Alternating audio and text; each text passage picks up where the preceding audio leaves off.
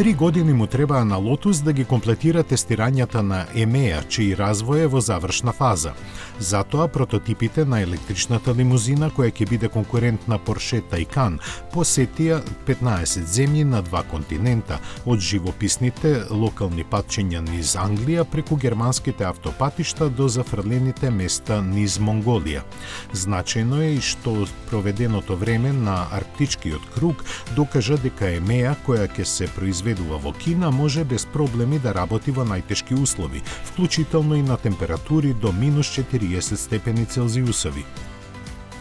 Ригорозниот процес што го спроведо инженерите на тркачките патеки обезбеди EMEA да се чувствува и вози како вистински Lotus, со максимално динамични перформанси.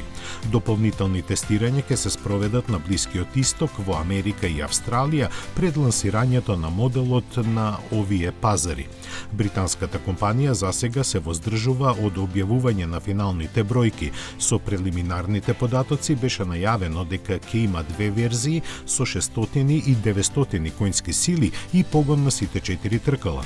Се очекува цената да стартува од околу 100.000 евра, а првите испораки се предвидени за годинава.